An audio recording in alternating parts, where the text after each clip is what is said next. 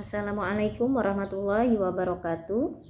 Perkenalkan, nama saya Siti Marhamah, NIM 258620700019,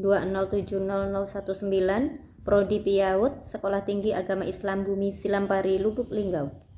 Baiklah, di sini saya akan menjelaskan pendekatan, strategi, model, metode, dan teknik dalam pembelajaran Islam dalam Al-Quran dan Hadis. Pendekatan pembelajaran.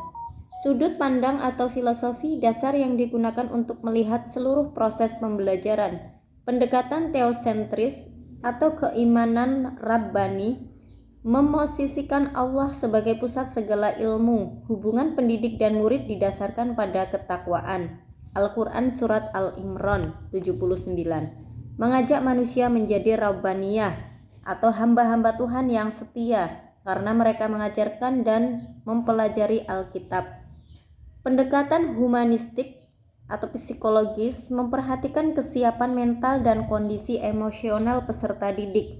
Hadis Rasulullah SAW bersabda, "Berbicaralah kepada manusia sesuai dengan kadar akal kemampuan berpikir mereka." HR Dailami. Yang kedua, strategi pembelajaran. Rencana besar atau konseptual tentang bagaimana pembelajaran akal dilaksanakan untuk mencapai tujuan tertentu. Strategi tahapan, gradual atau tadarruj, menyampaikan materi secara berangsur-angsur dari yang paling mendasar ke yang lebih kompleks. Hadis. Ketiga, mengutus Mu'adz bin Jabal ke Yaman, Rasulullah memerintahkan untuk mengajak mereka kepada syahadat dahulu. Jika mereka patuh, maka ajaklah sholat, kemudian zakat. HR Bukhari. Strategi preventif Sad Az-Zariyah, mengantisipasi kekeliruan pemahaman sebelum terjadi kesalahan fatal. Yang ketiga, metode pembelajaran atau model. Bingkai atau desain utuh proses pembelajaran dari awal sampai akhir yang biasanya memiliki sinteks atau langkah-langkah tertentu. Model dialogis sakratik atau hiwar, pembelajaran berbasis diskusi interaktif untuk memancing daya kritis. Al-Quran banyak ditemukan dalam bentuk tanya jawab antara Allah dengan malaikat atau Nabi Ibrahim dengan kaumnya. Model kontekstual atau problem based, pembelajaran yang dikaitkan langsung dengan peristiwa nyata yang sedang terjadi. Asbabun nuzul atau asbabun wurud, aplikasi wahyu diturunkan untuk merespon pertanyaan sahabat atau meluruskan suatu peristiwa sosial di Madinah atau Mekah. Yang keempat, metode pembelajaran. Cara spesifik yang digunakan untuk mengimplementasikan strategi. Langkah-langkah praktis di kelas di dalam Al-Quran dan Hadis. Metode yang paling menonjol meliputi metode keteladanan atau uswatun hasanah. Pendidikan menjadi contoh hidup dari teori yang diajarkan.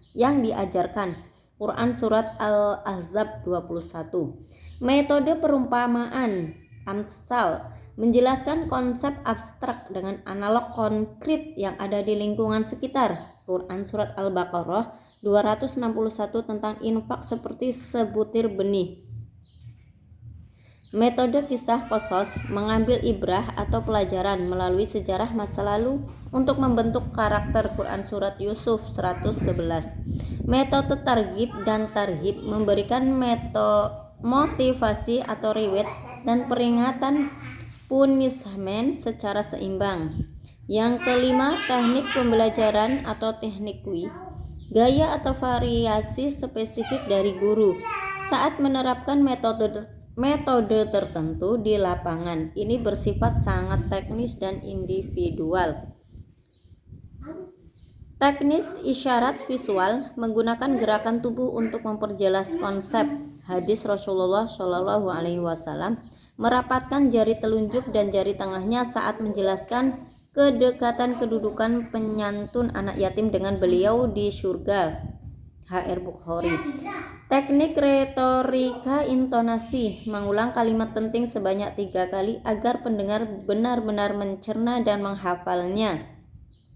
Atau sifat bicara Rasulullah menurut riwayat Anas bin Malik. Teknik menulis di atas tanah, media sederhana. Rasulullah Shallallahu Alaihi Wasallam pernah membuat garis lurus di tanah dan beberapa garis cabang untuk menjelaskan jalan yang lurus vs jalan setan. HR Ahmad.